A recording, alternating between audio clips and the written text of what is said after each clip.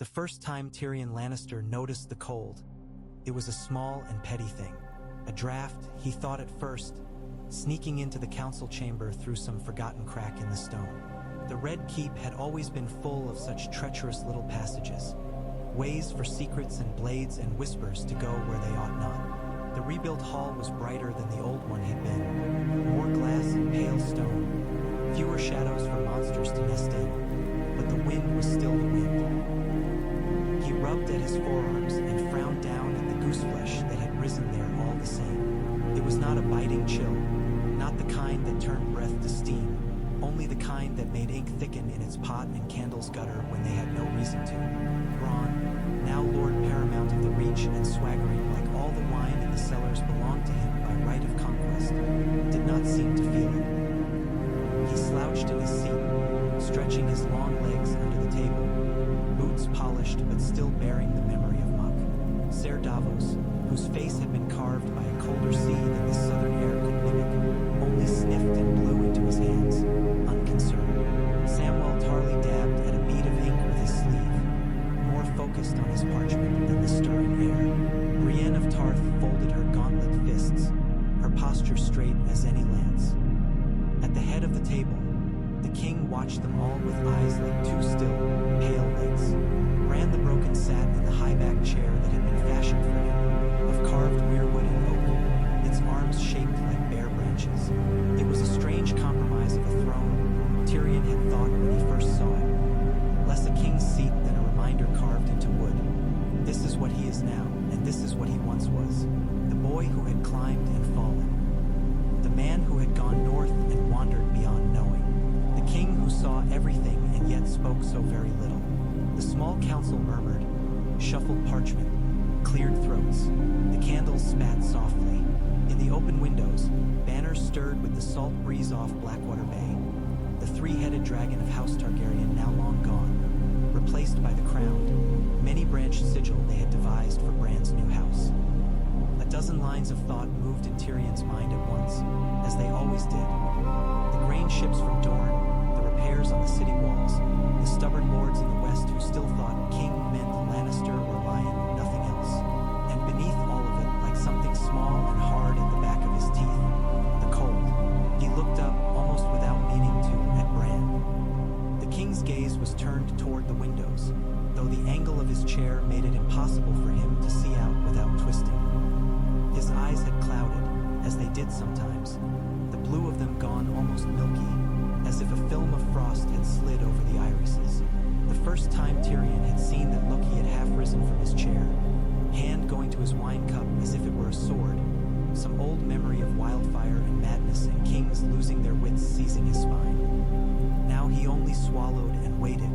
Bran's fingers rested lightly on the carved arms of his chair, the tips pale, the veins beneath the skin like faint blue rivers. He did not blink. Tyrion had learned that when the king went so far inward, the room around him might as well not exist. There were no whispers of ravens' wings in the rafters, no sound of the city beyond the walls, not for Bran. He was elsewhere, in the roots of trees, in the flight of birds, in memory and vision. Walking when his flesh could not, Tyrion cleared his throat. "Your Grace," he said, in the voice he used when addressing a tiger he hoped was already fed. "There is the matter of the riverlands tithe. I'm afraid the lords there are less than enamored of the crown's new levy." Bran's eyes cleared. It happened quickly, like hoarfrost melting under a sudden sun. His gaze refocused, found Tyrion's face, lingered. For a heartbeat the king looked at him, and in that look Tyrion felt suddenly, absurdly, as if he were standing beside the wall again, with a wind coming over the frozen stones that did not know or care what men called themselves. Then Bran blinked once. His hands tightened infinitesimally on the chair arms. The moment shattered. "Lord Tully will pay," Bran said. His voice was thin but steady, still bearing the northern cadence despite the months in the south. "He fears another winter more than he resents corn. Remind him of the last famine. Use the records from the citadel. Sam can find them." Sam startled slightly, then nodded, ink-smeared fingers twitching over his parchment. "Yes, Your Grace. I already have some of the accounts from the year of the false spring. The harvests, the shortages.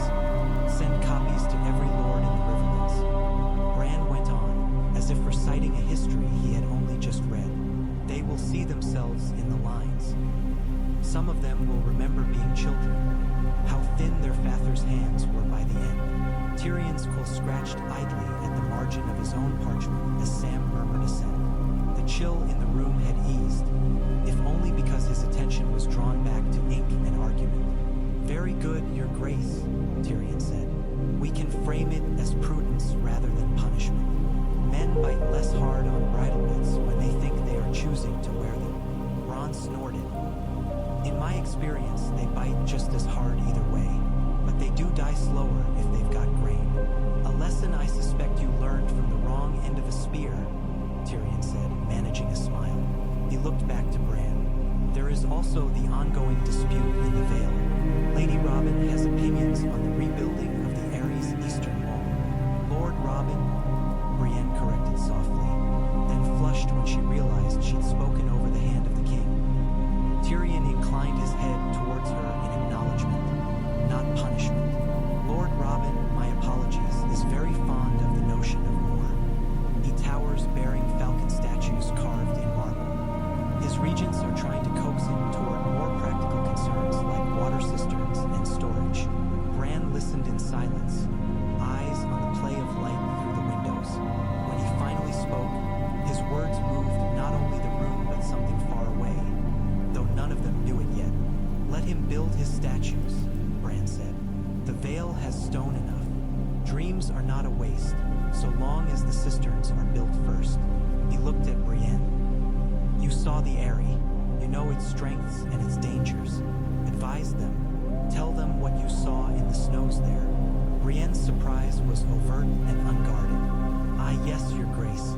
I can write to Ser Bronze-Yohn and tell him more than he wants to know, Bran said. He will trust your words because they are plain. He has always preferred plain words.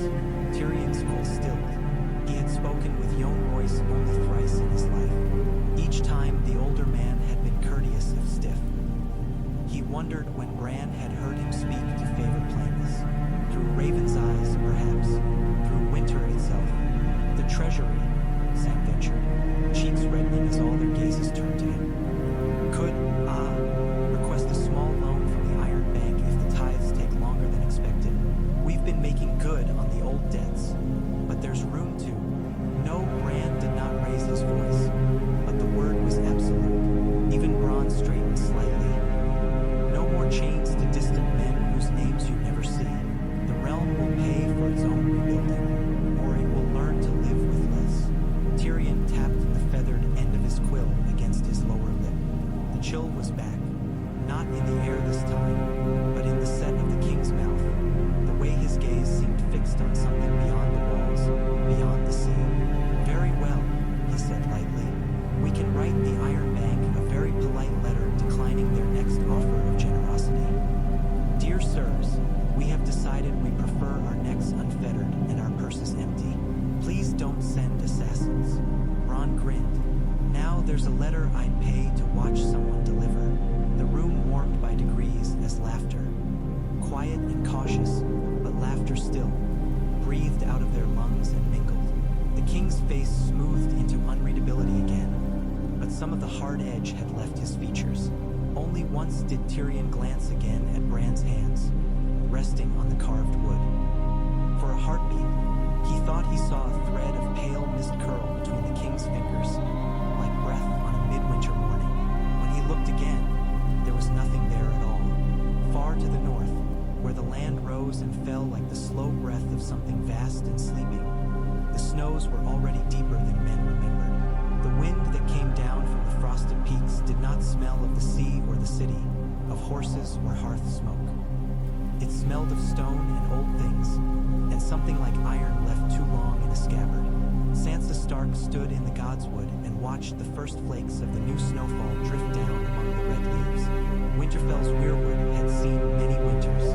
Its face was long and sorrowful, its carved eyes bleeding sap that looked like dried blood. When she had been a girl, Sansa had thought it frightening. Later, she had come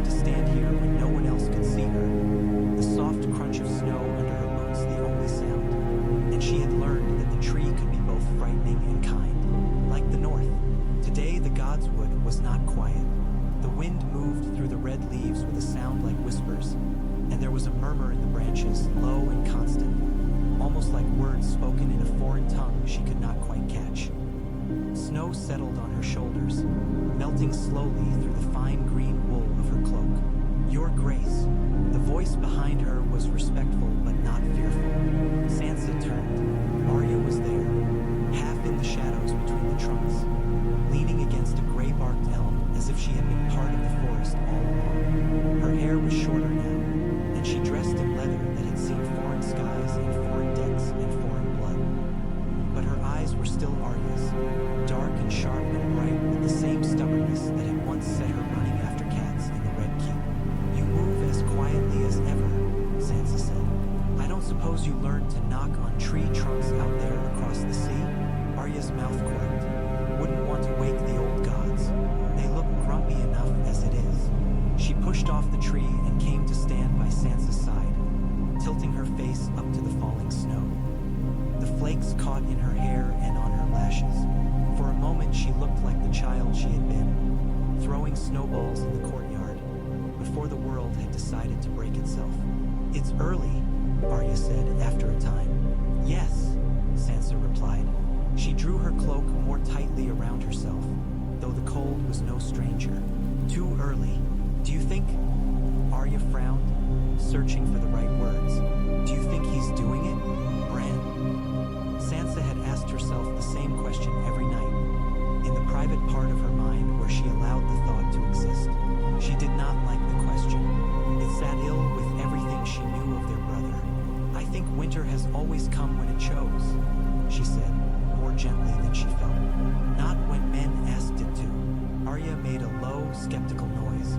"After all we've seen, you really think this is just weather?" Sansa turned her face toward the heart tree.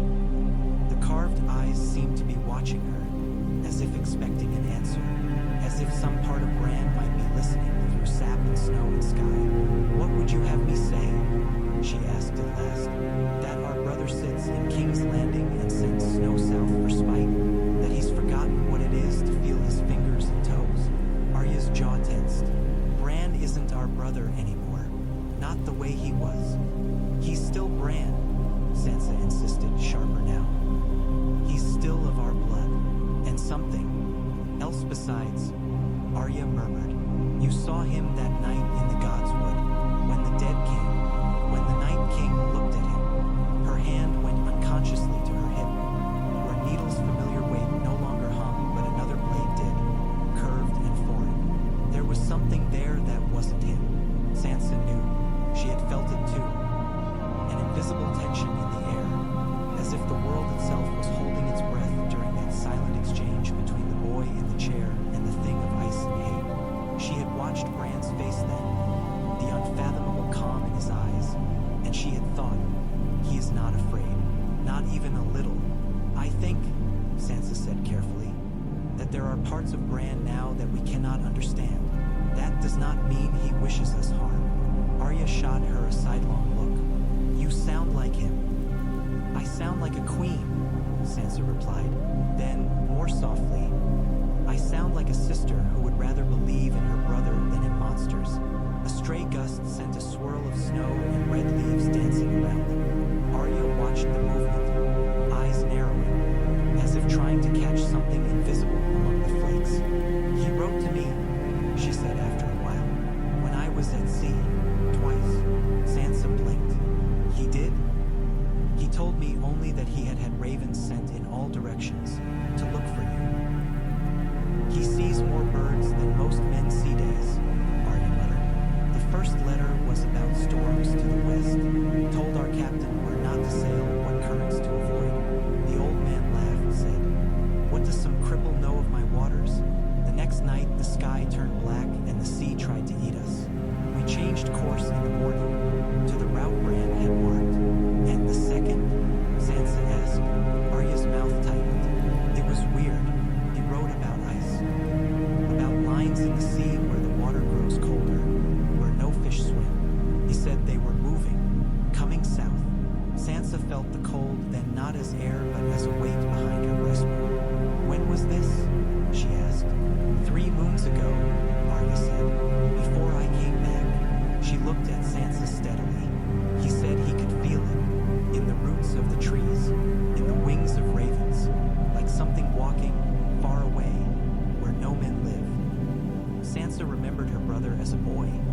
running and laughing, cheeks bright with life. She remembered him lying broken in a featherbed, eyes turned to the ceiling while their mother wept. She remembered him older, thinner, rolled in his chair through the godswood to wait as bait for a demon out of story. Bran had gone further than any of them, into darkness and memory. Some journeys did not let a man come back whole.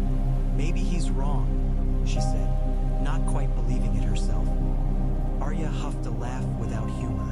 When has he been wrong? They stood together in silence as the snow fell more thickly, blanketing the ground. The heart tree watched them, its face unreadable.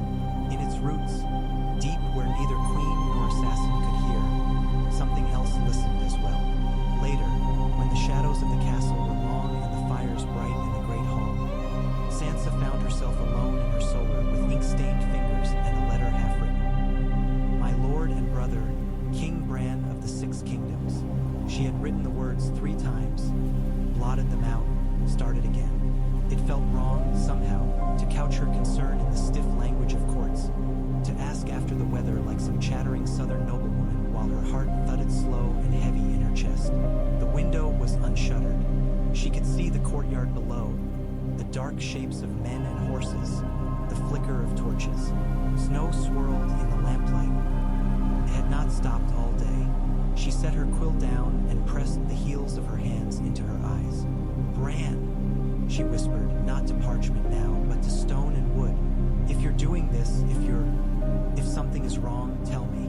The only answer was the crackle of the fire and the soft hiss of snow against the glass. On the table, the ink in the pot had begun to film over, a thin skin of ice forming where no such thing had any right to be. Far away, a boy who was a king and something else besides turned his head, as if hearing a voice carried on the wind that did not touch his skin. Bran sat alone in his chambers when the visions came. He no longer slept in the way other men did. Once, before the three-eyed raven had called him and broken him open, dreams had been things that happened to him. Now they were places he went, willingly or not. The past came sometimes without invitation, as sharp and sudden as pain. His father's hand on his hair, the smell of winter roses, the taste of blood in his mouth as he fell. Tonight, the past was mercifully quiet. It was the present that pressed on him, heavy and cold. He sat in his wheeled chair by the open window. The air coming in from the bay was damp, but not yet cold enough for frost, and still he could feel the press of ice somewhere just beyond his sight. The room was dim. The fire on the hearth had burned down to embers, and no servant had come to add more wood. Bran did not mind. The dark was not darkness to him anymore. It was only another color. He closed his eyes. The sound of the sea faded. In its place came the dry hiss of snow over stone, the creak of bare branches, the distant cry of a wolf. Yet his body did not move. His chest rose and fell, slow and steady. The wasted legs beneath his blanket lay still. He let go. There was a sensation like falling without movement, and then he was other things. First, the raven. Its body was light and made for the air. Flight was not like walking. It was falling controlled, a constant bargaining with the wind. Bran felt the beat of wings, the cold air knifing past feathers, the prickle of snowflakes caught in black plumage. Below him the land unfurled, patchwork fields and black tongues of water, the lines of roads and hedges and walls. In the distance, like a crown of bone, the wall rose broken where the dead had torn it down, repaired now with stone and song and sweat. Bran banked the raven's wings and turned north. He tasted it at once, cold, not the honest chill of winter he had known all his life, not the deep-seated dryness of snow packed under a sled, but a cold that had weight and intent. It was a wall without stones, a tide without water. The further north he flew, the more the world below fell away into white and gray and blue. The sky itself seemed thinned, the sun an iron coin behind veils. In the farthest distance, beyond where even the old maps had ever cared to mark, something walked. It was not a shape, not at first. It was an absence of shape, a wound in the world where snow did not fall quite right and light went wrong. Bran strained toward it, though there was no muscle to strain, only will. The raven's heart hammered. Its wings felt heavier, the air thicker. There were no men there. No watchful eyes in black. No wildling fires, no tracks. Only the endless slow crawl of ice. He tried to see it clearly. For a heartbeat, there was a sense of presence. Something vast and old that regarded him back. Not with eyes, but with the unblinking awareness of a predator sensing a rustle in the grass. Bran pulled back. The raven wheeled, panic fluttering in its chest that was both his and not his. He sped south, feeling the edge of that presence with him for a moment longer, like a knife laid against the hollow of a throat, then easing as distance grew. He did not go back to his body yet. Instead, he sank. The raven's wings became the slow creeping of roots through earth, the patient exploration of soil and stone. He slid along the veins of the weirwood trees, hearing their slow, sap-thick thoughts. Time flowed differently here. Seasons were breaths, centuries the turning of a head. Faces carved in bark watched him glide past, their red eyes weeping as they had always wept. Here and there, in the deep places, he brushed against the memory of the children's laughter, thin and wild, and the echo of their fear. He found Winterfell's heart tree easily. He could have found it blind. It called to him, the way a hearth calls to cold hands. Through its eyes he saw Sansa and Arya as they had stood in the falling snow, heads bowed, cloaks bright against the white. He had been there earlier, but now he watched them again as the memory replayed, a leaf uncrumpling. Sansa's face was pale but set. Arya's was restless. He listened to their words, though he had already heard them once. Bran isn't our brother anymore, not the way he was. I sound like a sister who would rather believe in her brother than in monsters. For a moment, something like pain moved in him. It was not physical, not the phantom ache of legs that no longer remembered themselves. It was older, reaching back to the boy he had been who had wanted only to climb higher, to see more, because the world had been a puzzle he thought he could solve if only he had enough vantage points. He saw his sisters now as the trees saw them. Small, brief, luminous. It would have been easy to feel distant from them. Easy and perhaps safer. Instead, he let the feeling touch him. Sansa's worry, Arya's mistrust. They were not wrong. He was not the Bran they had known. The part of him that held ravens and trees and distant cold was wider than any man was meant to be. It pulled at him always, a tide. Bran, Sansa whispered later, alone in her solar. If you're doing this, if something is wrong, tell me. He heard that too. He watched the thin ice form on her ink pot. He could stop it if he wished. Melt the chill, send a soft gust through the window to scatter the snow. A show of mercy, a sign. He did nothing, not out of cruelty. Simply because his attention had already been pulled elsewhere. Somewhere deep in the oldest roots, beyond even the reach of the heart tree's men still prayed beneath, something stirred. Bran had followed it before, once, twice, in cautious steps. There were doors in the world only he could see, and he had learned quickly that not every door ought to be opened. The mark the Night King had left on his arm, the invisible scar of that touch, had been one such threshold. Through it he had seen things men had not been meant to see, and in seeing he had changed the game more than he had ever intended. Still, the stirring came again, persistent, patient, a summons. He should not answer. The three-eyed raven, the old man in the cave, buried now under fallen stone and snow, had warned him of this kind of pull. You will be tempted, the old, rasping voice said in memory. Power calls to power, ice to ice, fire to fire. There are patterns older than language. Bran had listened, then. He had watched mankind tear itself and the dead rebuild themselves. He had watched Arya's blade find the Night King's core. He had watched the blue shatter, the dead collapse, the world exhale. The wound where the Night King had been was still there. The old man had not lived to see that. Bran sank deeper. The roots here were black with age, the sap slow and thick as treacle. The color of the world changed as he went, from the muted browns and reds of known forests to a strange glimmering gray, as if the earth itself had once been molten and then frozen mid-flow. the children had not carved faces in these trunks. It was a place before faces. He came to a halt at the edge of a vast, cold absence. It was like standing at the lip of a chasm. On one side, the living memory of the world, carried in roots and stone and water. On the other, nothing, or not nothing, but something that had eaten memory and left only hunger. You were always meant to come here. The thought was not a voice. It did not sound in his ears or in the space behind his eyes. It arrived instead like the knowledge of his own name, of how many fingers he had, of the taste of snow on his tongue as a child. It was simply there, Bran, and did not recoil.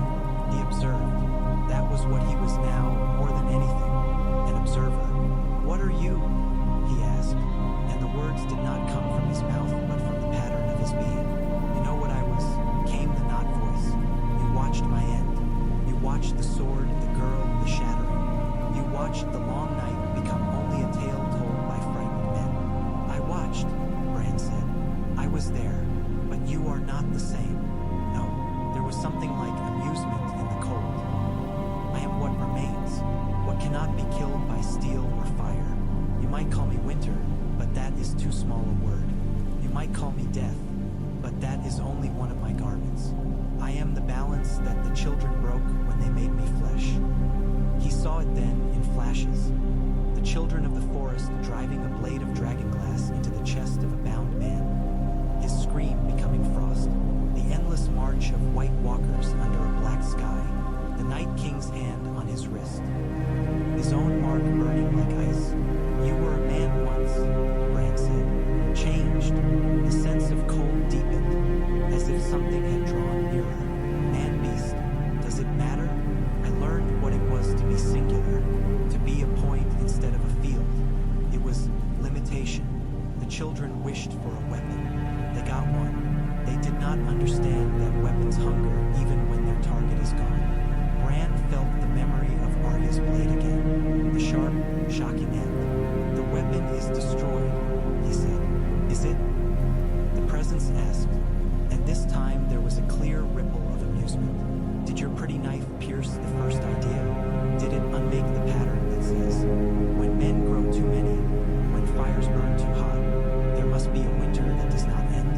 Bran thought of cities rising, of kings burning fields, of dragons in wildfire and lords who measured their worth in dead men, of the strip mining of forests, the choking of rivers, a cycle old as the first hearth fire. Growth, hunger, war, ash. "You would end everything," he said. "There would be no balance if there were no one left to weigh. You think in lines," the presence said. "I think in circles. Ending is a kind of balance. But no, listen to yourself, little seer. You have watched them. You have seen what they do. Tell me you have not wondered." Bran had wondered. He had watched men in the South squabble over empty titles while the dead marched. He had watched Cersei Lannister smile as the September burned. He had watched his father's head fall.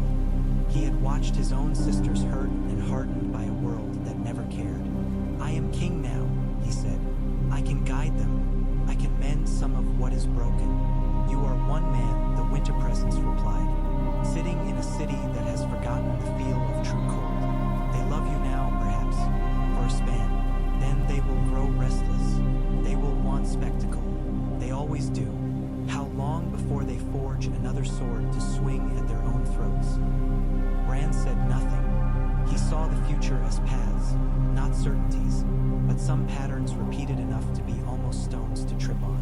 "I was purpose without mind," the presence went on, drifting closer. "The children made me. They gave me a direction, and I followed it until a girl with a knife unmade my form.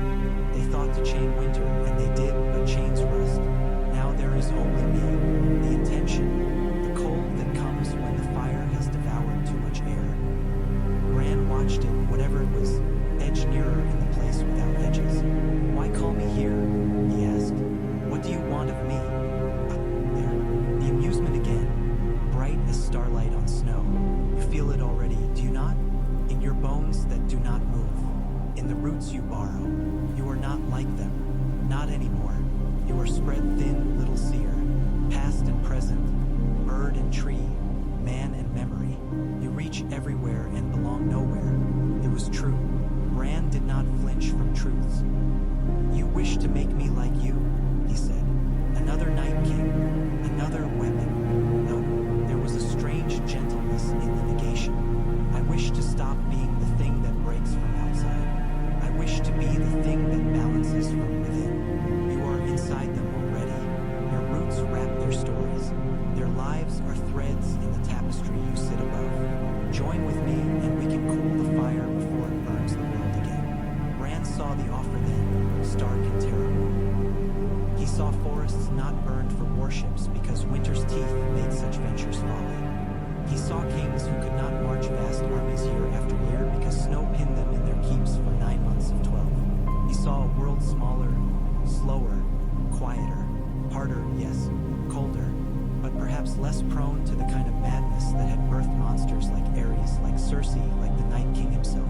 He saw Sansa shivering in Winterfell, Arya walking on a ship through sheets of ice. He saw millions of small lives, cramped and hungry, under a sky that rarely thawed. He saw also another path, the one he was already on, the path of a king who watched and advised and nudged, who trusted in councils and parliaments and men's better natures. He saw famine and war there too, delayed perhaps, but not erased. He saw dragons hatched again someday, steel forged into new shapes, the wheel rolling over different necks. "You are not a god," the presence said, feeling his hesitation. "You know this. You are a boy they raised on lies until you climbed to see the truth and fell. You have seen enough to know that letting them decide alone will only make more of what has already been. Let me in. We will be what the children tried to make and failed. A winter that preserves by pruning, a mind behind the cold." Bran remembered his father's voice, telling him of the man who had passed the sentence of swinging the sword, the responsibility of it, the weight. He had no sword. He had only this, a choice. If he refused, the presence would, what? Linger, wait, perhaps find another fissure into the world, perhaps remain a wound forever.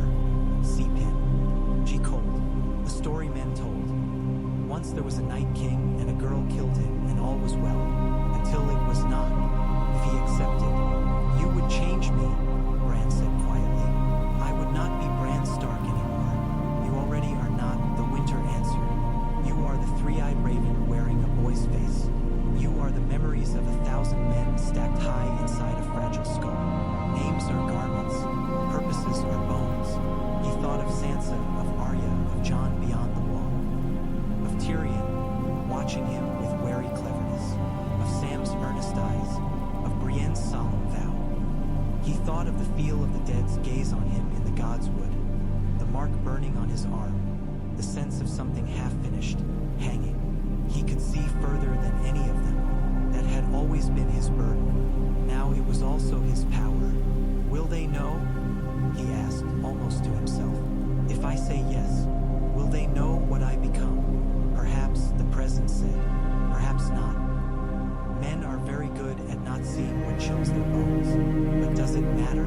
Their knowing will not change what must be done. Bran stared into the cold. He did not rush. Time here was his to stretch. In the span of one heartbeat in his body, he could consider 100 futures. He saw himself refuse again and again. He saw wars that would never know his invisible hand, storms that were only storms. He saw himself die in his sleep at 40, at 50, at 60, his mind a tangle of memories too vast for his fragile brain. He saw the presence waiting still, patient as ice, until some sorcerer or desperate child cracked it open again. He saw himself accept. He saw the 7 kingdoms under a slow advancing glacier. He saw cities shrunk to fortress towns huddled around hot springs.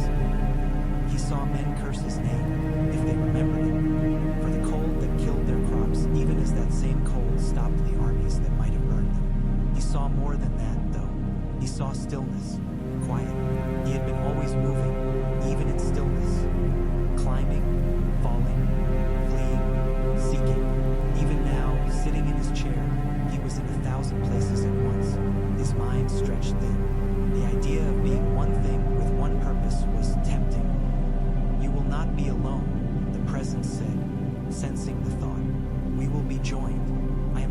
too, little seer, tired of mindless marching, of being the villain in another creature's story.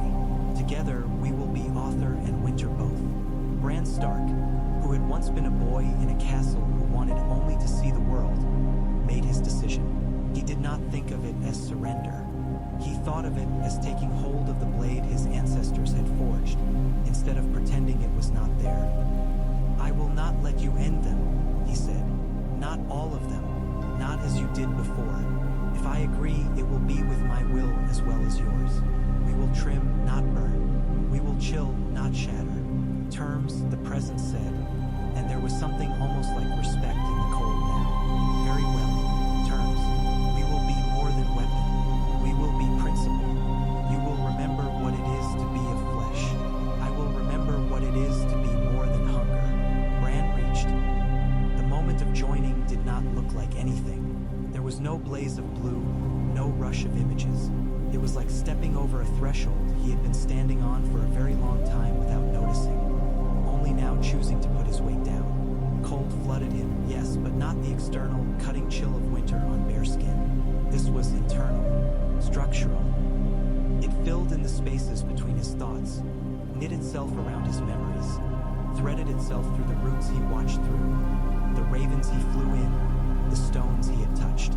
For an instant, he could feel every snowflake falling in the north, each one a tiny, intricate decision. Then he was back. His eyes opened. The window was still open. The embers in the hearth still glowed. The blanket still lay over his motionless legs. His chest rose and fell. He was Bran. He was also more than Bran. He had expected madness, some roaring in his skull, a loss of self. Instead, there was a profound clarity. The world was sharper, each line of it outlined in frost. He could feel the warmth of the castle around him, the body heat of men in the barracks, the slow thrum of the city. He could also feel, now, the exact point where that warmth thinned, where cold pressed against the edges of men's firelit lives. He lifted his right hand. For the first time since his fall, he felt something like weight in it that was not merely his own flesh, wasted as it was. He flexed his fingers. On the window glass, a pattern of frost bloomed, delicate and precise, like the branching antlers of a stag. Bran watched it form. He did not smile. He did not weep. He only observed, and in the observing chose. The frost spread a little further, then stopped. Balance, he thought. Very good, said the quiet cold inside him. In the morning, when Tyrion came to speak with him privately, the hand found the king by the same window, watching the city wake. "Your Grace," Tyrion said, bowing just enough. "I trust you rested." He stopped. The glass of the window was rimed with frost, though the air in the room did not bite at his lungs. The pattern was intricate, almost beautiful spirals and branches that reminded him uneasily of the mark he had seen on Jon Snow's chest once, the place where a knife's thrust had killed and something else had brought back. "Is there a draft?" he asked lightly, masking his unease. "We might have to reevaluate the quality of the glaciers we used. I distinctly recall being promised no more inexplicable freezing in these halls." Bran did not look away from the view. "There is no draft." Tyrion approached the chair. He noticed distantly that the cold did not abate as he got closer. If anything, it grew more precise, like a circle being drawn around the king's body. "A strange thing, then," Tyrion said. "Frost in a room with no draft." "Not strange," Bran replied. His tone was mild, merely early. Tyrion regarded him for a long moment. Bran's eyes, when they met his, were as pale as ever, perhaps a shade paler. It might have been a trick of the light. "We have received ravens from the north," Tyrion said. "Queen Sansa notes that the snows have come earlier than anticipated. She is concerned." Bran's gaze flickered, just once, as if the mention of his sister's name brushed against something tender. "Tell her to harvest quickly," he said, "and to build more stores, grain, salted meat, whatever they can spare from the summer that's left. It will be a long winter." Tyrion's tongue felt thick. "Longer than the last?" "Different," Bran said. He turned back to the window, not as sharp, but it will not leave as easily. Tyrion thought of peasants huddled in houses, of men who had just survived one nightmare now asked to endure another quieter one. He thought of all the things he did not understand about the boy or man or whatever he was now before him. "You speak as if you know," he said softly. "Not guess. I see many paths," Bran replied, "some clearer than others. This one is very clear." He did not say because there was no need. It was clear because he was walking it, step by step, his will crystallizing into weather. Tyrion's mind turned. He wanted to ask, "Are you doing this? Are you making winter? Have we traded one cold king for another?" But he had grown too used, in his long life, to the ways of power to ask questions he was not prepared to hear the truth to. Instead he said, half in jest, "Well, at least the people of King's Landing will have snow to marvel at. They do like their novelties. Perhaps we can organize sled races down the Street of Sisters. It might distract them from complaining about tithes." Bran did not smile. Tyrion had noticed that his smiles, when they came, were faint and brief, like sun through thin cloud. "They will need more than distractions," the king said. "They will need leaders who remember what it is to be cold." "Fortunately," Tyrion said, flicking a speck of non-existent dust from his doublet, "we have you for that." Bran's head tilted a fraction, as if considering him from a slightly different angle. "Yes," he said, "you have me." For the first time, Tyrion wondered if that was a reassurance or a warning. On a ship far to the west, beyond even the lonely light, Arya Stark woke from a dream of snow that did not melt. She had stood in it in the dream. The flakes had fallen thick and quiet, and each one that touched her skin had whispered something unheard. She had walked through a forest of white trees, the bark smooth as bone, their branches bare. In the distance she had seen a figure in a chair, beneath a tree whose face was carved in ice. When she tried to run toward it, the snow had deepened around her thighs, then her waist. She had pushed, fought, teeth clenched, every part of her screaming to move, to reach. A hand of ice had closed gently around her wrist. She had woken with her heart pounding and her hand aching as if from cold. The cabin was dark, the air damp with salt, the creak of the hull and the whisper of the sea the only sounds. Arya sat up slowly, flexing her fingers, for a heartbeat, as she looked toward the tiny round window where the black sea met blacker sky. She thought she saw a pattern of frost on the glass. It traced a shape not unlike a tree, or a man with many arms. She blinked. The frost was gone. "Fuck!" She breathed into the darkness. "Bran, what are you doing?" No answer came, save the steady roll of the ship and the far-off cry of a gull. But somewhere, in roots and ravens and the thin places between breath and freezing, something laughed softly, not unkindly.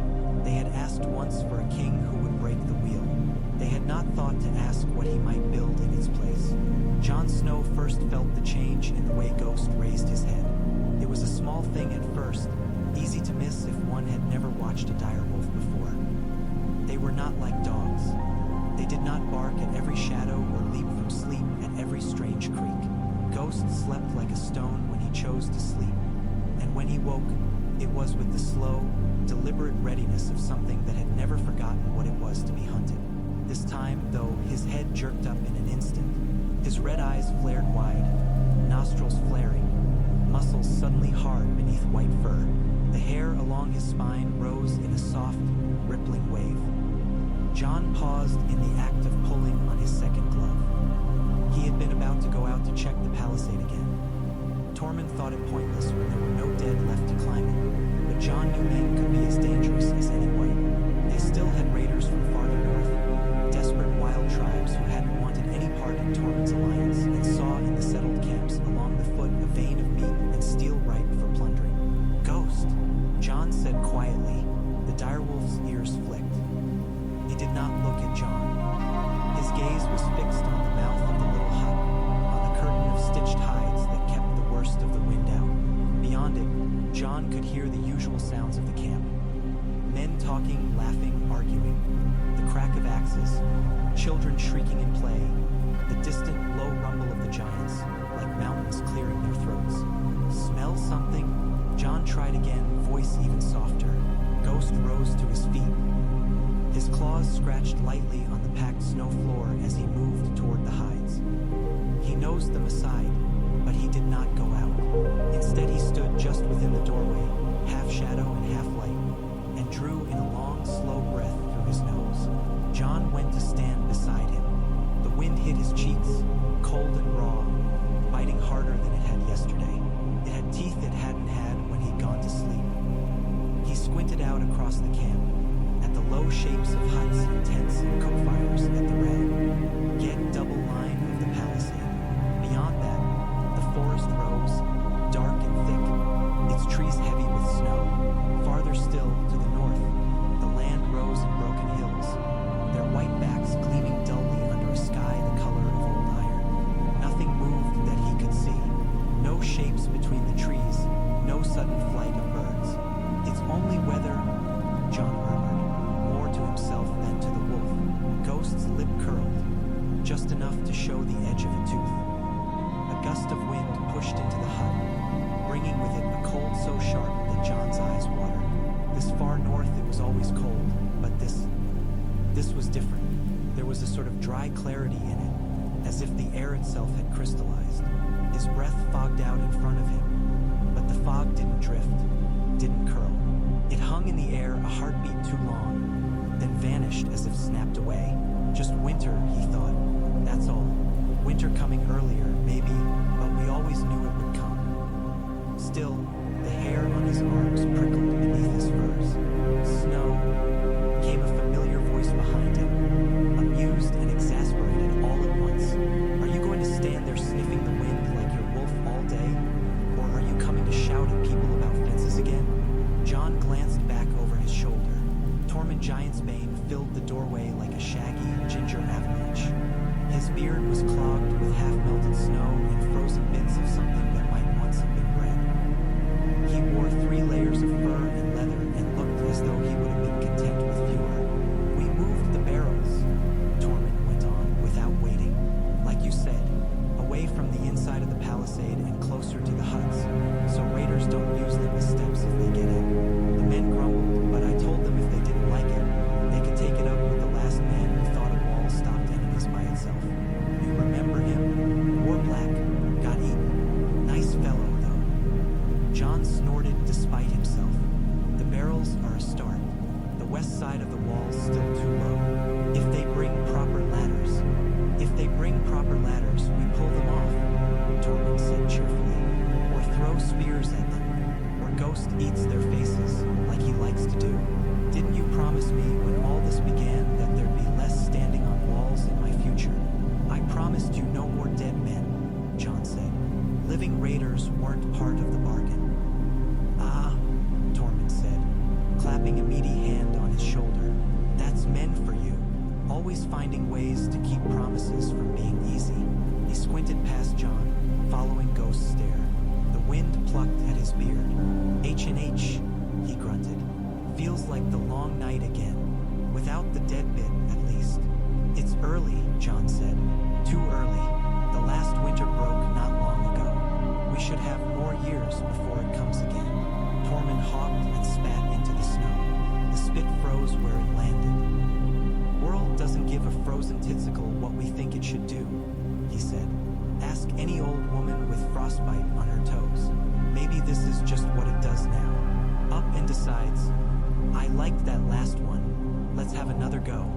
John's mind went, unbidden, to a boy in a chair beneath a hard tree, eyes far away, to a hand on his shoulder that felt colder than the air around it. Bran. He hadn't seen his younger brother since the coronation in King's Landing. Bran had been distant even then, his mind half elsewhere. John had watched him accept the crown like someone accepting a cloak they knew would always be too big or too small, never quite fitting. He had gone north shortly after, beyond the wall, taking Ghost and the free folk and what was left of his own sense of who he was.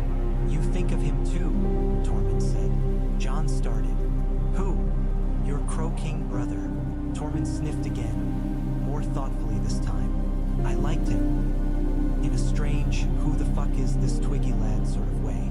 He had that look in his eyes like the old ones do when they're listening to stories only they can hear. Hard to get a good joke out of him, though. Jon looked back out at the trees. He's not a Twiggy lad anymore. He's a king. He was a king when he sat under that tree and let the dead come for him, Tormund said. Crowns are just shiny rocks men use to pretend they decide things. Your brother, he decides things in other ways. Ghost huffed softly. Jon felt something then. A weird little tug at the base of his skull. Not a sound, not a word. More like the feeling you get when someone you know says your name across a hall. The sense of being seen, even before you turn your head. He turned his head anyway, reflexively, as if there might be someone standing just outside his vision. There was only the snow and the trees and the wind. Something wrong? Tormund asked. Jon hesitated. Do you ever feel like you're being watched? He said. Not by men or animals, but by something else. Something that's bigger than you can see. Tormund scratched his beard. Whenever I go to take a piss outside after dark, I always feel like the gods are laughing at what they see. Jon shook his head, a smile tugging despite the unease. I'm serious. So am I. They laugh. And sometimes I laugh with them. Tormund shrugged. This land has always watched us snow. We're the fleas on its back. You want to feel better? Go south where the fleas pretend they own the dog. Jon looked again at Ghost. The direwolf stare had not softened. His pupils were pinpricks in that wash of red. It's not the land, Jon said quietly. Not just. Feels familiar. He did not say. It feels like when I woke in Castle Black with knives in me and a stranger's power in my chest. It feels like when I dreamed of the Weirwoods and knew my father's face was watching. It feels like my brother, Tormund, for all his jokes, was not stupid. He studied Jon for a moment, his scarred face thoughtful.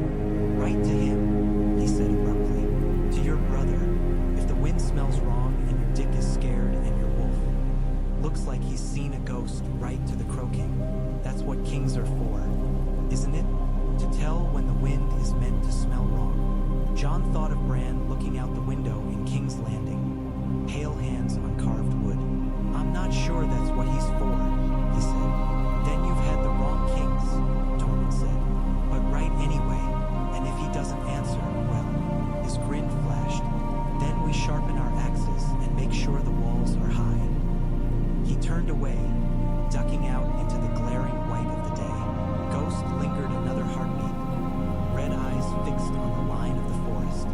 Then he turned his head and gently pressed his muzzle against Jon's hand. His nose was cold, colder than it had ever been. In the Red Keep, Bran read Jon's letter before Jon finished writing it. He did not mean to. That was the part that might have frightened him, if anything frightened him still. He was sitting in the council chamber, listening to a minor lord from the Crownlands explain why his particular stretch of farmland ought to be exempt from the new levy because his great-grandfather had once fought bravely under some long-dead Targaryen at some half-forgotten battle. Tyrion's face was carefully pleasant. Bronn's expression grew more murderous by the breath. Sam was taking notes in a hand that grew ever more cramped. Bran sat in his chair of carved weirwood and oak and watched the light change on the floor. The air was warmer here. The stone walls held the sun's touch longer than northern keeps did, and used as they were to true cold. The banners in the windows moved lazily. Outside, the city sounds hummed. Carts and hawkers, hooves and hammers. He blinked once. In the span of that blink, his mind slipped.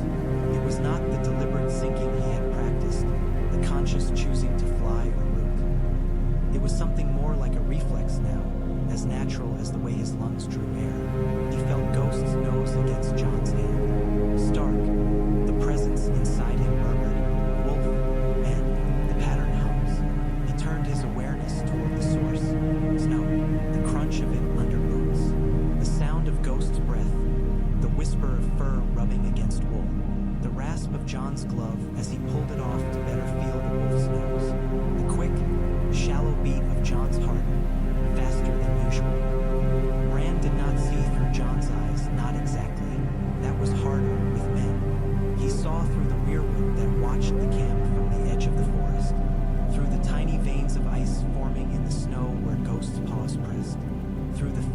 crystalline structures that were beginning to thread through the air itself, invisible to human sight. The cold in the north is stronger, he observed. Of course, the winter presence replied. That is where I have always been strongest. Your roots are deep there. It is easy to spread. He sensed John's unease, as one feels the ripples of a fish beneath a pond's surface. He sensed, too, the stubbornness that had always defined his brother. Right to him, Tormund's voice said, distorted but recognizable. To your brother. Bran watched John hesitate, then turned toward his hut. As he did, Bran's mind brushed against something else, a memory layered beneath the present. John standing in the God's Wood at Winterfell, ghostly breath pluming, looking at Bran in the chair. What are you now? John had wanted to ask then, though he had not. A boy? A man? A tree? A god? Bran had not known how to answer. He had not known what he would become. Now he knew, or he was learning. You are drawing more easily, the winter murmured. It approves. You are ceasing to pretend there is a line between their lives and yours. They are my people, Bran thought, wordlessly but with emphasis. My family. Family is a small word for patterns that have lasted centuries, the cold replied. But yes, they are yours. That is why you must hold them more tightly, not less. A prickling sensation moved along Bran's arm. In the waking world, the limb lay limp under his sleeve. In this place, he could feel the ghost of the Night King's mark, pulsing faintly, answering some call older than men. The droning voice of the petty lord in the council chamber went on. And surely, your grace, a family with such illustrious service to the crown. Tyrion, Bran said aloud. The chamber stilled. Tyrion's head snapped up, a quip on his lips that died when he saw the king's face. Yes, your grace, he said carefully. How much grain is stored in the capital? Bran asked. Not in the royal granaries alone. In the guild houses, the temples, the noble keeps. Tyrion blinked. We have estimates, he said slowly. From the last survey. Are you concerned? The winter will be longer than they expect, Bran said. His voice sounded calm to his own ears. We must begin rationing sooner, quietly if possible. Announce it as prudent stewardship. Encourage the great houses to share their surplus with their small folk. Bronn made a rude noise that might once have been a laugh. They'll do that all on their own, will they? Share. Encourage, Bran repeated, those pale eyes settling on Bronn for a moment, with reminders of what happens when starving people see fat lords. Forms of encouragement, you understand. Bronn's grin faded to something more serious. He said, that kind of encouragement I know.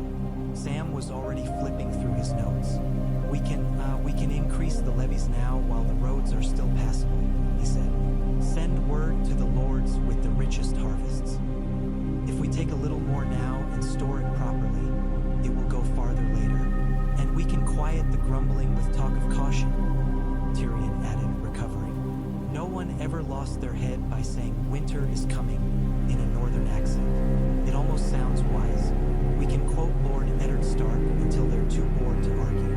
Bran's eyes flipped to him. Our father was not boring, he said mildly. Tyrion winced inwardly. No slight intent. And your grace, only an observation on how southerners hear northern words. As omens or tedium, depending on how much wine they've had. Bran let the faintest curve touch one corner of his mouth. It was not quite a smile, but Tyrion took it as a good sign. We will need lists, Bran said, of every barley field, every granary, every port that can still take ships once the ice thickens. Once the ice thickens? Davos said, speaking for the first time. His weathered face had gone very still. You speak as though you expect the bay itself to freeze, your grace. Bran turned his head toward the former smuggler. Yes, he said simply. I do. A murmur went around the table. Men south of the neck had no memory of a frozen Blackwater Bay. Tales of the long night spoke of rivers turned to glass. But tales were one thing. Seeing ships locked helpless in white was another. How far south? Davos asked quietly. The ice. Bran did not answer immediately. He let his mind sweep outward again, over the neck, down the trident of the great river, across the reach toward Old Town. He tasted the air different places, read the shape of clouds, the subtle changes in wind. Farther than they will like, he said at last. Not so far as to kill every vine in the arbor, long enough to make them remember that they do not command the seasons, only endure them. We'll need more than granaries, Tyrion said. We'll need work, projects, walled gardens in the city, tunnels to keep water from freezing solid. If people spend a long winter with nothing to do but shiver and count their hunger, they will find someone to blame. Bran inclined his head. Begin planning. Speak with the guilds. No building that does not protect or feed will be a priority. And the North, Sam ventured. Queen Sansa wrote that. I will write to my sister, Bran said, cutting him off gently. My words will carry more weight with her than any decree from this table. Tyrion watched the way Bran's fingers rested on the carved weirwood of his chair, pale against pale. He had the unsettling sense, not for the first time, that the king was not merely predicting the future. He was arranging it. Sansa read Bran's letter under the watchful gaze of the heart tree. She had taken to doing that with his ravens, half out of superstition and half out of stubbornness. If all the whispers were true, if Bran could see through trees as easily as through men's faces, then let him see hers when she read his words. Let him know she was not some distant piece on a board he nudged with a feather touch. The snow fell thick around her. Torches burned at the edges of the gods' wood, their flames guttering when the wind shifted. The air was heavy with the rich, strange scent of weirwood sap, of iron and old blood. She broke the seal carefully. The wax bore the new sigil they had agreed on at the coronation. A weirwood tree whose branches spread into 7 pale points, crowned. There had been other suggestions, the direwolf of Stark, the dragon of Targaryen, some new-made emblem of unity. But Bran had said, in his quiet way, that if he were to be a king, he would be honest about what he was, not draped in borrowed livery. Honesty, Sansa thought, her mouth tightening slightly, is a strange word for a man who speaks in half-answers. Her eyes moved down the page. Sansa, the winter you feel now is not the last one's remnant. It is a new turning of the season. It will last longer than the old men in your hall think.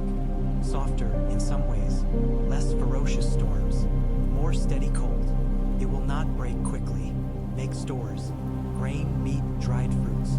Do not waste firewood on comfort when it can be used for life. Send word to every holdfast and hall in your realm. They must share what they have, not hoard. If they hoard, they will find their people stolen from them by hunger or by worse.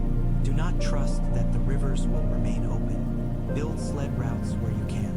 Teach those who have never had to travel in deep snow before that it is not a game. Do not panic. You were born in winter. You know what to do. Bran, there was more. Brief notes in his tight, spidery hand about specific marshes that would freeze and become passable, about fishing on certain lakes only before the ice grew thick, about storing lamp oil for nights that would come early, but it was that last line that lingered. You were born in winter. You know what to do. Do I? She murmured. The wind did not answer. The heart tree watched her. She read the letter again, looking for some hint between the lines. Something of Bran, not the king, not the seer. Something human and familiar. She found very little. It was not cold, precisely. He had thought of details she would have missed, places where ice would form first, where snow would drift and block roads. He had remembered villages by name that she had barely heard of. He was, in his way, taking care of her people. And yet, do you feel any warmth in it? She asked, lifting the page slightly. Arya, standing at her shoulder, snorted. Since when did letters need to be warm? Always, Sansa said. When they come from family. Arya leaned in, her breath a puff of steam near Sansa's ear, and read quickly. Her eyes narrowed at certain lines. It sounds like him, she said at last, or like what he is now. It sounds like a command, Sansa replied. not advice, as if he expects me to do as he says because the trees told him it's wise. Are they wrong? Arya asked, nodding at the letter. About the cold, the stores, the rest? No, Sansa said. That's the problem. She folded the parchment carefully. Will you listen? Arya asked. Yes, Sansa said. I am not a fool. I will do what the North needs. She slipped the letter into her cloak. But I will also ask why my brother speaks of winter as if it were his own hand on the latch. Arya was silent a long moment. You should go to him, she said. To King's Landing. Look at him wide. Gauge your own eyes. See if there's still Bran inside him or if it's just that other thing now. And leave the North? Sansa shook her head. Not when winter comes. That is when a queen must stay. Arya's mouth tightened. You think I don't know what duty looks like? I know you do, Sansa said. She took Arya's wrist and squeezed. The bones felt strong under her fingers, honed by years of sword and knife and ship ropes. But my duty is here. Yours is wherever you choose. You could go to him. Arya looked away, toward the dark line of the wall and the land beyond. I will, she said quietly, but not yet. There's something else I have to see first. You dreamed again, Sansa said. It was not a question. Arya's jaw tightened. Yes, the same dream. Arya did not answer immediately. When she did, her voice was flat. Snow, she said. Trees with white bark and no leaves. And Bran, under a tree made of ice, watching me like he used to watch the ravens. Sansa shivered, and not from the wind. Dreams are not always true, she said. No, Arya agreed. Just often enough to matter. The Godswood was very quiet. Sansa thought, for a moment, that she heard a faint sound under the wind. A slow, soft crack like ice forming. She could not tell if it came from the pond or from within the carved trunk of the heart tree itself. That night, Bran dreamed of fire. He had not dreamt like this for a long time. His sleep, such as it was, had been mostly recollection. Other men's memories, old scenes replayed. This was something different. This had heat. He stood in a field of ash. It stretched to every horizon. Gray, soft, swallowing. The sky above was black, streaked with red and orange, as if someone had taken a coal and smeared it across the firmament with careless fingers. The air was thick with the ghosts of embers. It should have burned his lungs. It did not. Nothing here touched him. He knew this place or places like it. He had seen them in visions. The fields outside the Blackwater after wildfire. The ruins of King's Landing after Dragonflame in a path not taken. He was seeing possibility and memory overlaid, like two maps not quite aligned. Fire loves to sprawl. The winter murmured inside him. It loves to eat. Give it breath, and it will take all it is given and still want more. Bran walked. His legs moved here. In dreams and visions, his body was his to remake. He left no footprints in the ash, but he felt its give under his toes. Shapes rose in the distance. The skeleton of a city half burned. Towers melted into glass-smooth lumps. He saw men there, shadows running, some aflame, some carrying others. He saw dragons overhead, dark against the burning sky. He saw himself, not the boy in the chair, but the man in the crown. He was older, his features sharpened, his hair threaded with white. He sat on a throne that was not his weirwood chair and not the melted swords of the Targaryen sea, but something in between. A thing of ice and iron, branches and blades interlocked. He watched the burning with eyes like pale coals. This is what they do, the winter said. Given enough time and heat, they make their own long nights. Bran watched one of the running figures fall. He recognized, distantly, the way the man moved. Tyrion older, dirt on his face, blood on his hand. No one came to help him. The flames rolled closer. This is what you prevent, the winter said. This is what you prune. Bran turned his head. Do I? Or do I simply change the shape of it? You slow the burn, the presence replied. You make space for regrowth. Nothing lives forever. Not kings, not cities. But they need not go all at once in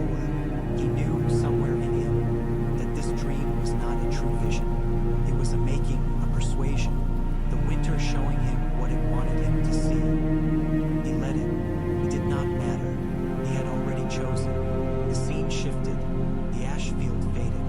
In its place rose the north, as he had always known it, but altered. The trees were thick, their branches heavy with snow. The sky was a hard, pale blue. He saw Winterfell, its walls higher, its towers braced against drifts. Smoke rose from chimneys, not in desperate spurts, but in steady streams.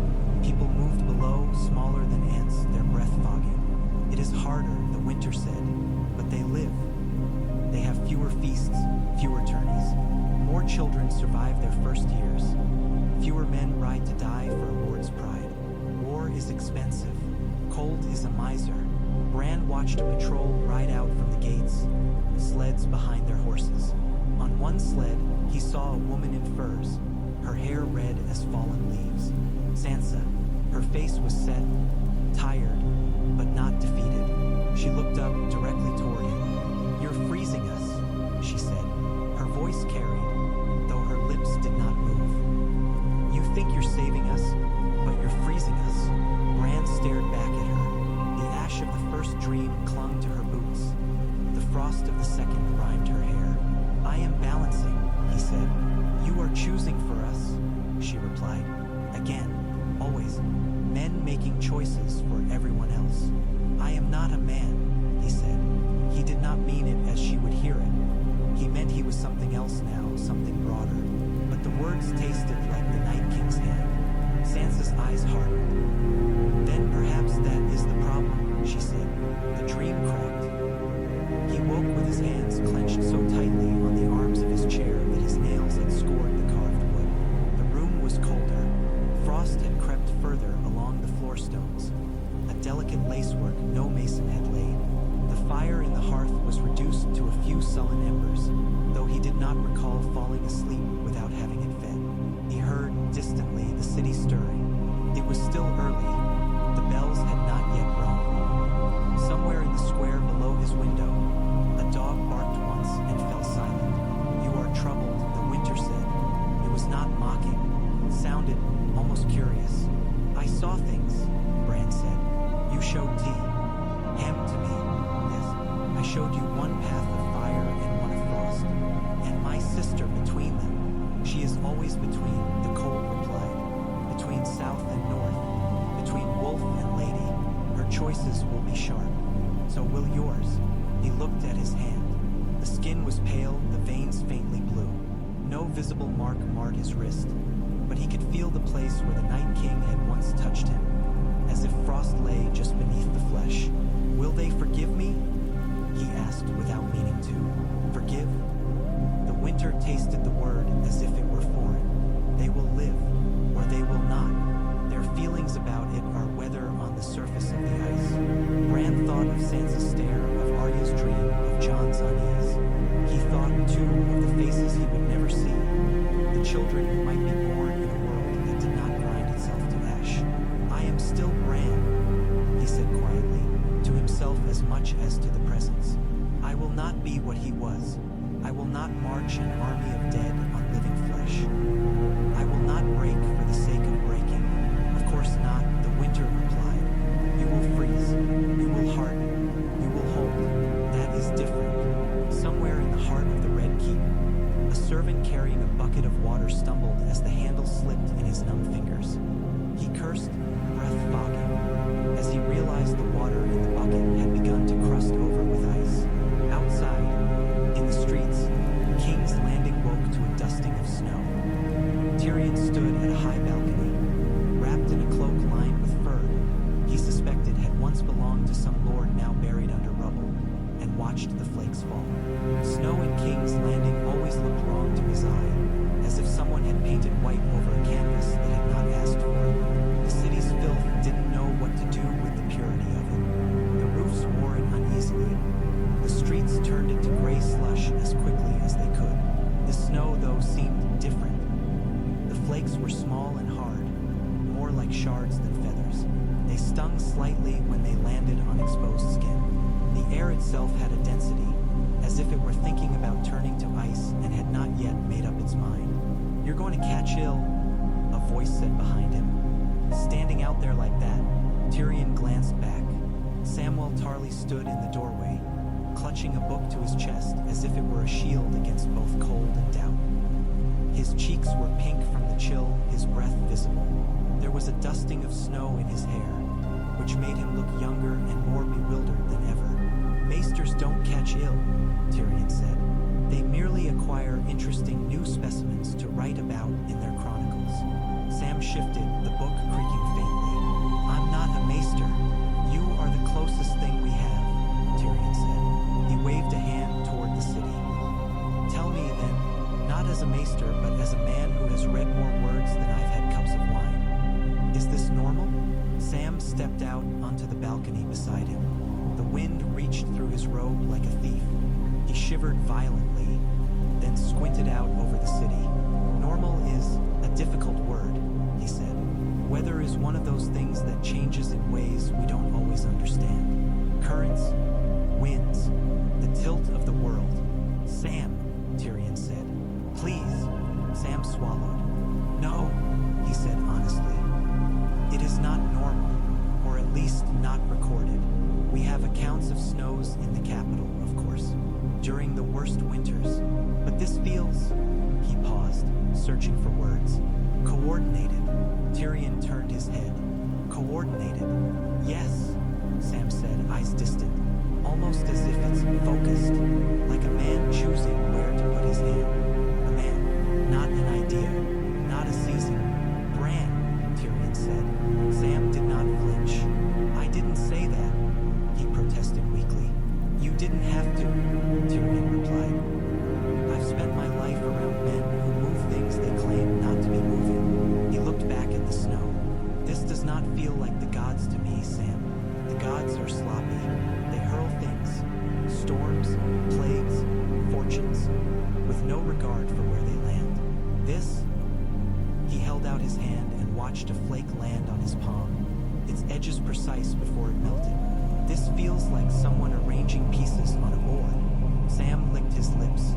There were legends, he said slowly, at the Citadel. Old tales even older than the first long night. Stories the maesters laughed at or ignored because they didn't fit into neat timelines.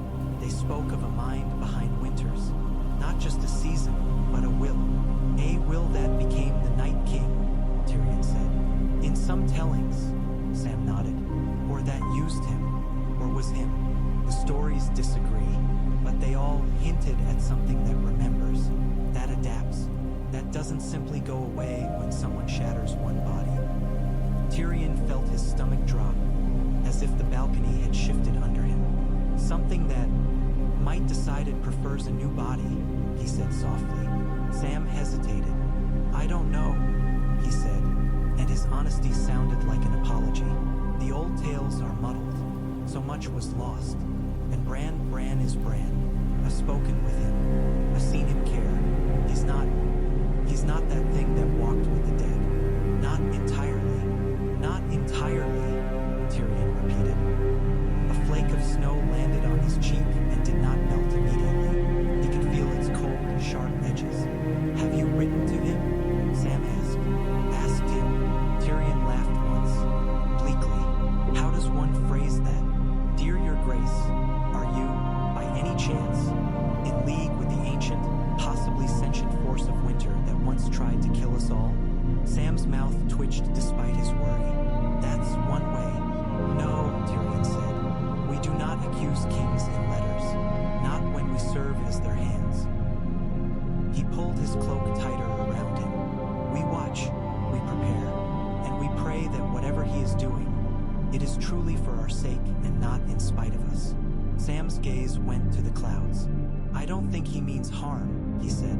Bran, I think he sees more than we can. Sometimes when you see too much, the small things, individual lives, start to look like numbers on a page. Yes, Tyrion murmured. I have known men like that too. He thought of his father, counting debts and bannermen, seeing people as sums and sigils. He thought of Cersei, for whom lives were always only coins to be spent. Bran was not like them. Bran did not relish cruelty. That might make him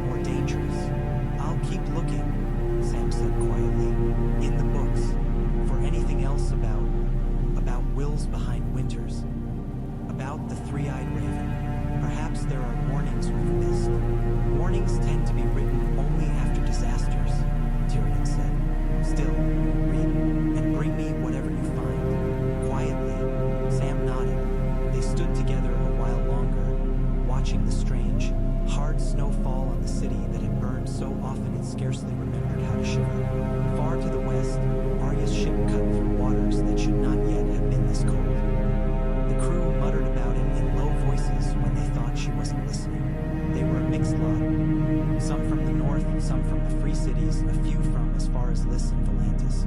The northern men took it in stride. The southerners were less sanguine. "It's not right," the captain said quietly one evening, when Arya stood at the prow watching small ice floes bump against the hull. "Not this early, not this far." He was an older man, with a face like worn leather and hands that moved like someone who had spent his life reading the moods of waves. His name was Harlan. He had captained trading cogs and war galleys both, and boasted, without boasting, that he had sailed farther than most men knew there were places. "How far have you been?" Arya asked. Harlan spat over the side, more out of habit than disdain. "Up around Skagos and beyond," he said. "To the place the old men call the Bay of Seals, and a bit beyond that. Saw strange things, but that was deep in winter, when the last one was at its peak." He nodded at the water now. "This is no peak. This is the start." Arya watched a chunk of ice spin in their wake, its edges catching the fading light. "Do you think we should turn back?" she asked. Harlan glanced at her, weighing. "You paying me to find what's west of west," he said. "If you tell me to turn back, I'll turn. If you tell me to go on, I'll go on. But I'll tell you this, my lady, there's a feel to this water I don't like. Even the fish are confused." "Fish," Arya said. "We've seen shoals in places there shouldn't be shoals," Harlan said. "Warm water fish far north, cold water fish far south. The currents are shifting, like something's stirring its finger in the bowl." Arya's hand went unconsciously to the hilt of her sword. Not Needle. Needle slept in Winterfell now, honored and at peace. This blade was Bravosi steel, lighter, curved. It fitted her hand as if made for it. In some ways, it had been. "Do you believe in omens, Captain?" she asked. "I believe in signs," he said. "I believe in the way a breeze dies before a storm. I believe in the way birds fly inland when something big moves under the water. Omens? That's just what men call signs when they don't want to admit they could have listened earlier." Arya snorted. "You sound like John." Harlan smiled faintly. "I sound like any fool who's lived long enough to bury friends for not listening." He sobered. "If something is changing, Lady Stark, it's changing everywhere, not just here. If your brother sits on a throne, as they say, he'll be feeling it too." She thought of her dream, Bran under a tree of ice, the way he had watched her, not with malice, but with a stillness that felt colder than hatred. "If he's feeling it," she said, "he might be the one doing it." Harlan's brows went up. "That's a heavy thing to say about a king." "He's my brother," she said. "It's heavier not to say it." The captain was quiet a long moment, one hand resting lightly on the rail as he judged the swell of the sea. "I had a brother," he said eventually. "Younger, stronger, handsomer, if you can believe it." He smiled faintly. "He died in a tavern brawl over a card game. Stupid way to go. You know what I did when I heard? I kept sailing. I cursed him, and I loved him, and I kept sailing. Because that's what there was to do." Arya glanced at him. "What are you telling me?" she asked. "That brothers are just men, even when they're kings," Harlan said. "They make choices. They fuck up. They try to fix things and sometimes break them worse. And sometimes there's nothing you can do but sail where you were going anyway and see if the world ends or not." Arya looked out at the gray line of the horizon. Small chunks of ice bobbed there like teeth. "I'm not sailing to see if the world ends," she said. "I'm sailing to be there if it does." Harlan laughed, a short bark, spoken like someone who's seen more than she should. She did not answer. Her mind was already sliding elsewhere. That night she dreamed again. She knew it was a dream the way one knows a scar under clothes. A familiar weight. She stood once more in the forest of white-barked trees, the snow deep around her boots. This time she did not struggle. She stood still and waited. Bran appeared as he had in her last dream. In the chair, beneath a tree carved from ice. His face was calm, unreadable. The crown on his head was not the circlet he wore in King's Landing, but something made of frost and tiny, sharp branches. "You're doing this," she said, without preamble.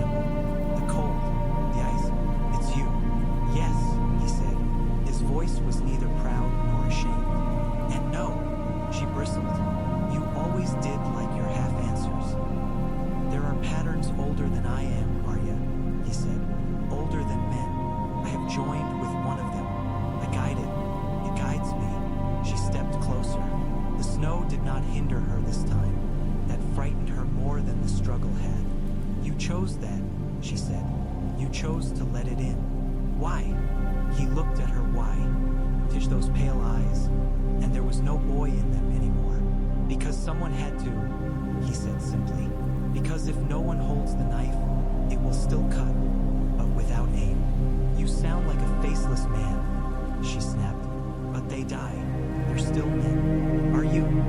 He tilted his head slightly, as if considering the question. "I remember being Bran Stark," he said. "I remember Father's hand on my hair.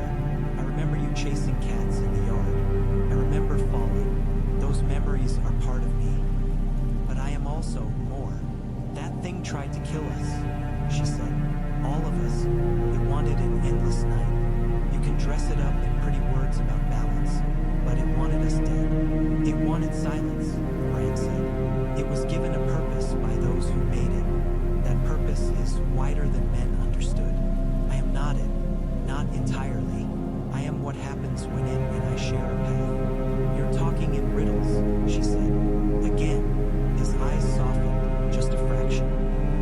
For a moment she saw the boy he had been, sitting in a ruined tower making up stories about knights and dragons. "You kill for a purpose too," he said. "Always have. You killed the Night King to save us.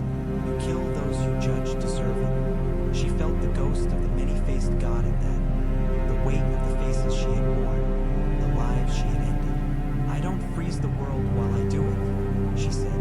"Would you, if it saved more lives than it cost?" he asked quietly. "If killing one man meant 10,000 lived?" She opened her mouth, then closed it. He watched her. "That's what this is," he said. "A long knife, held to the throat of the world, but not pressed in. Not yet. Only close enough that everyone feels it and steps more carefully." "You're scaring them," she said. "Sansa, Jon, the people." "I know," he said. "Do you care?" she demanded. Something moved behind his eyes then, a flicker, like a shadow passing over ice. "Yes," he said, "I do. More than you think. That is why I must harden. If I let myself feel all of it, every shiver, every hunger, I would break." She stared at him. "What do you want from me?" she asked finally. "You came into my dreams. You're showing yourself to me. Why? To justify yourself? To convince me you're right?" "No," he said. "Then why?" she pressed. He was silent for a moment. "Because you're the only one who ever killed him," he said. "The other one, the first. If I stray too far," he hesitated.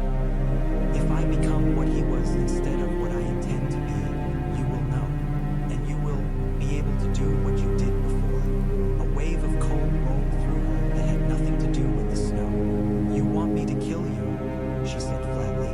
"If it becomes necessary," he said. She laughed once, a harsh sound. "Most people don't ask their sisters to murder them in their dreams. Most people are not what I am," he said. "You asked what I wanted. That is my answer. Watch me, judge me. If I turn to pure hunger instead of balance, stop me. And if I decide you've gone too far and you think you haven't?" she asked. "What then, Bran? Does winter listen to a girl with a knife?" "It listened once," he said softly. "It shattered." She remembered the feel of her blade sliding into ice, the way his eyes had gone wide and then empty, the explosion of shards, the collapse of an army. "That thing is inside you," she said. "If I kill you, what happens to it?" "I don't know," he said. "Perhaps it finds another way. Perhaps it scatters. Perhaps the world freezes all at once, without aim. Perhaps nothing happens at all. But if I have turned by then, leaving me alive will not help." She wanted to say no. She wanted to refuse, to tell him to find some other safeguard, to leave her out of his cold bargains. Instead, she thought of him sitting in King's Landing, snow blooming at his touch. She thought of Sansa's letter, of Jon's uneasy face, of the feel of the water against the hull, colder than it should be. "I'll watch," she said. His shoulders relaxed the smallest fraction. "And I'll kill you if I have to," she added. He nodded. "I know," he said. That is why I asked you, and not anyone else. The snow between them deepened, then drifted away. Arya woke with her heart hammering, her hand already on her sword. She lay in her narrow bunk, the ship creaking around her, the sea a low whisper beyond the boards. It took a long time for her breathing to slow. When she finally managed to unclench her fingers, she found a tiny pattern of frost on the hilt of her sword. It melted as she watched, leaving the leather damp and cold. In Winterfell's great hall, Sansa listened to her people speak of the cold. They came in from the outlying holds and villages. Farmers with cracked hands, fishermen with frost in their beards, trappers who knew the smell of snow better than their own beds. They came on weary horses and sleds, some walking, feet wrapped in rags, and they lined up in a slow-moving river before the dais. She sat in the high seat, cloak heavy on her shoulders, her hair braided into a crown. To her right stood Yohn Royce, mail gleaming under his cloak, there as both vassal and advisor. To her left stood a maester from the citadel, round and worried, his chain clinking softly whenever he shifted his weight. The lake's skinning over at the edges, milady. A man from a village near the Wolfswood was saying, never seen it this early. The fish are slow. We can break the ice for now, but when it grows thick, we'll see you have hooks and picks, Sansa said, and we'll send grain from the granaries to make up the difference for now. No one in your village will starve because the lake freezes. The man bowed awkwardly, relief etched deep into his face. Next came a woman from Carhold, her voice sharp as the wind from the shivering sea. The snow's deeper than it should be, Your Grace, she said. My husband says he remembers a winter like this only when he was a boy, and that was years into the season, and OT at the start. Are your stores full? Sansa asked. As full as we could make him, the woman said. But if the passes close, if the sea freezes, we're building sled routes, Sansa said. Carhold will not be cut off. We'll see that the passes are patrolled and kept as clear as we can. Send word if your supplies fall low. We're strengthening the Ravens' routes too. Messages will fly even if men cannot. The woman nodded, some of the tightness in her jaw easing. On and on it went. Talk of frozen wells, of early frosted crops, of animals growing thicker coats sooner than they should.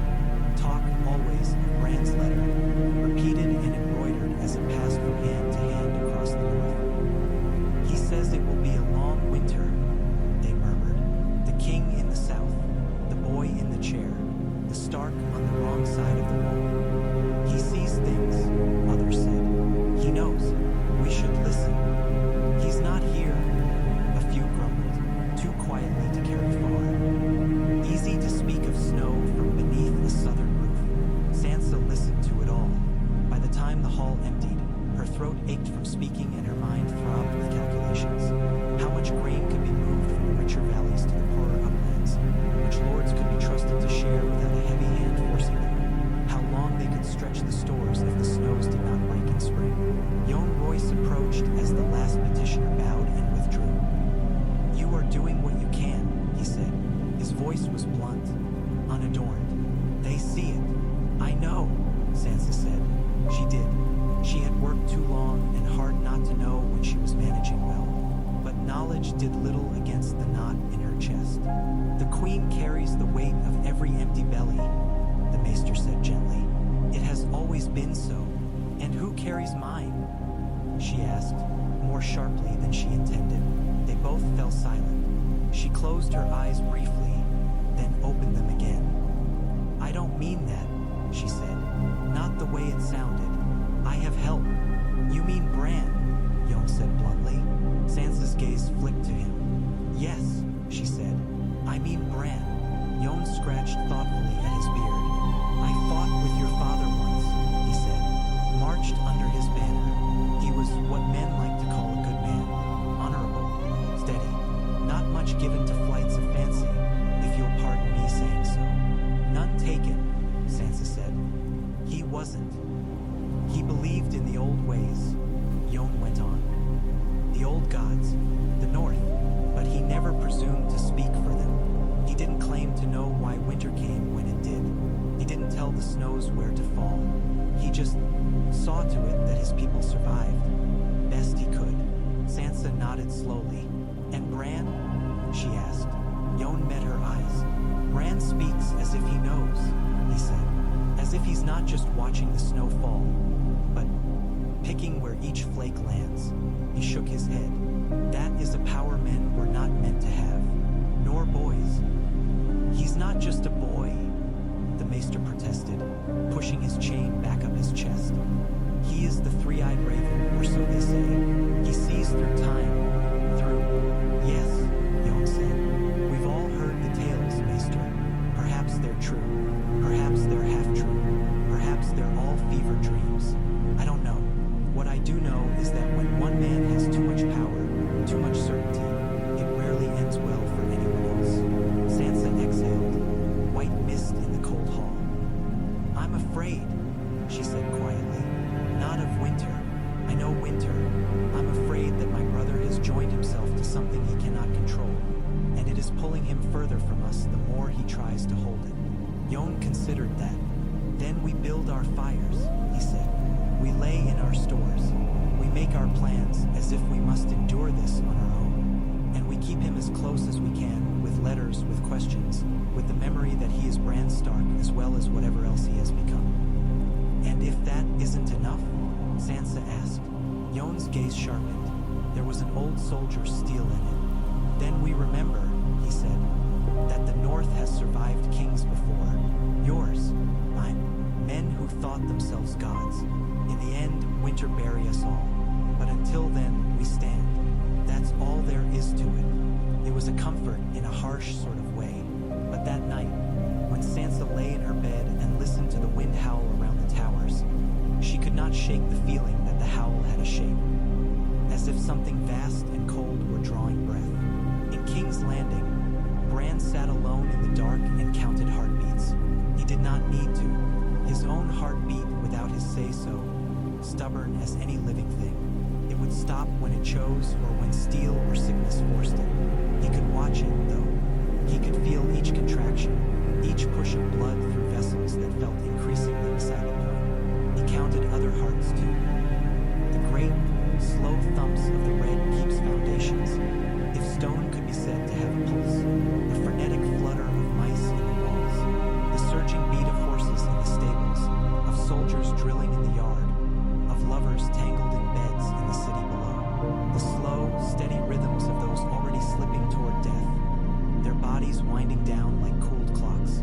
There were so many, he could not feel them all at once, not yet. The winter inside him was patient. It helped him narrow, focus, choose. It whispered when a pattern emerged.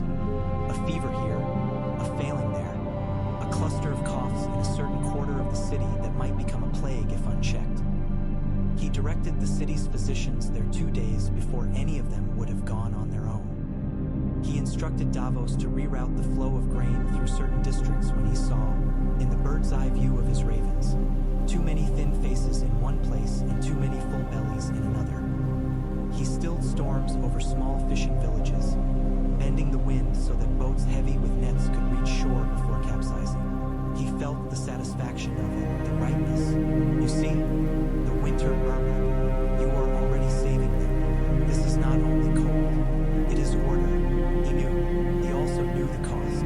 Every choice he made rippled outward. Some men whose ships would have crashed now lived to drink and to beat their wives. Some babies who would have died of cold now survived to grow into men who might start wars, or women who might end them. He could not see all paths yet, but he could see enough to know that there was no such thing as a purely merciful act at this scale. So he did not ask if his choices were good. He asked if they were necessary. His dreams of fire lingered. His sister's imagined accusation sat like a stone in his gut. Arya's promise, spoken in the shared space between snowflakes, hung at the edge of his awareness like a drawn bow. He was afraid. That was perhaps the most human thing about him still. The fear that he might be wrong. Fear is a kind of heat, the winter said. It makes things move. Do not let it melt you. Let it harden you where it matters. There was a knock on the door. Bran opened his eyes. Enter, he said. The door creaked. Tyrion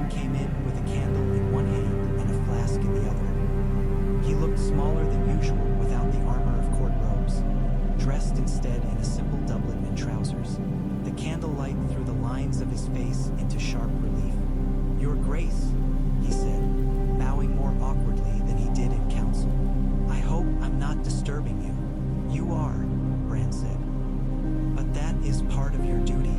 Tyrion blinked, then gave a short, wry smile. "I shall add Royal Disturban to my list of titles," he said. "May I sit?" Bran nodded.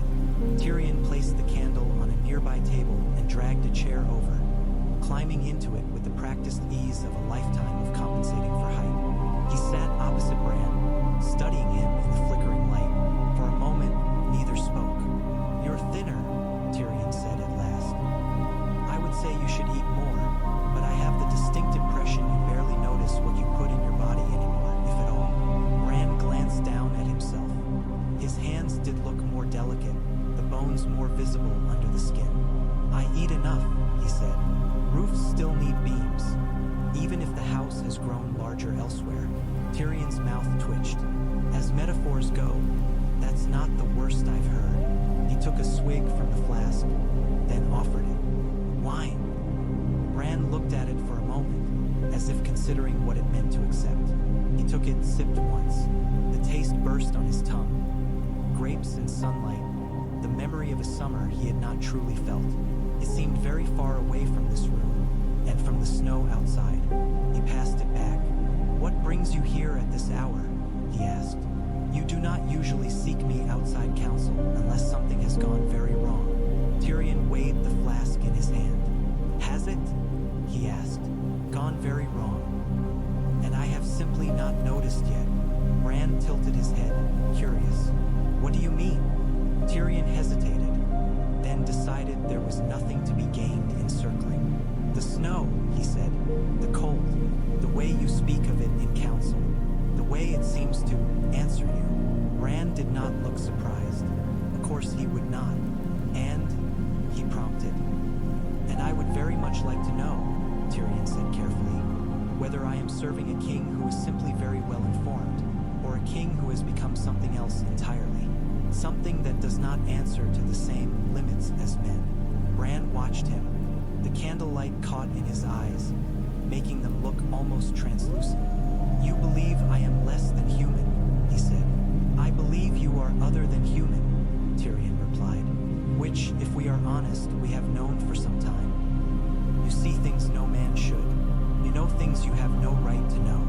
Now the world itself seems to be bending in ways that match your words." He took another drink. "I served a king once who thought himself above human limits. He burned in the end. I would prefer not to repeat that experience." Bran considered him. "Ares was mad," he said. "He saw only fire. He desired it.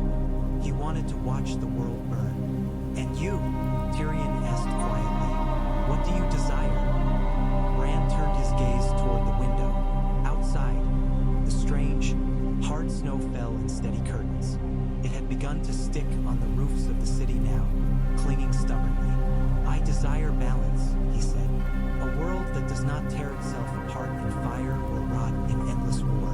A world where winter comes not as an oblivion, but as a reminder." Tyrion followed his gaze. "A reminder of what?" he asked. "That we are small," Bran said. "That we cannot take without consequence. That warmth is precious because it is finite." Tyrion thought of all the ways men had ignored such reminders in the past. "You are doing this," he said. It was not a question. Bran did not lie. "Yes," he said. Tyrion's fingers tightened on the flask. "How?" he asked. Bran's shoulders lifted in the faintest suggestion of a shrug. "I am joined to something that can," he said. "It used to move without mind, only hunger. Now it has my mind, and I have its reach." "The Night King," Tyrion said. The words felt heavy in his mouth. "No," Bran said. "And yes, the thing that made him, the will behind winters. It is not a man. It is not a monster hiding in the snow. It is a force, one the children tried to chain and misused. And you have leashed it now," Tyrion said, his voice dry, "like a pet dog." "No," Bran said again. "We have leashed each other. I restrain its hunger. Together we are what winter should be, not what it was twisted into. Tyrion stared at him. He was very aware, suddenly, of his own breath, fogging faintly, of the way the air around Bran felt denser, colder, as if the room were a pond beginning to freeze from the king outward. "Do you expect me to be comforted by this?" he asked. "No," Bran said. "I do not expect comfort, only understanding.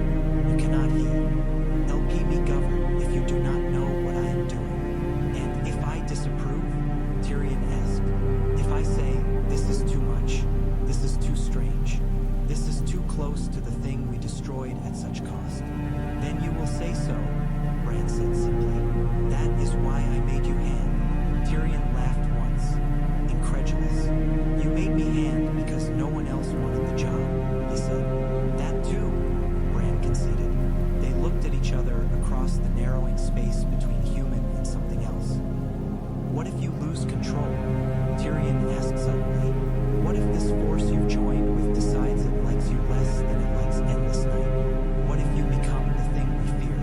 The thing Arya killed?" Bran's gaze went distant, as if he were listening to something Tyrion could not hear. "I have safeguards," he said at last.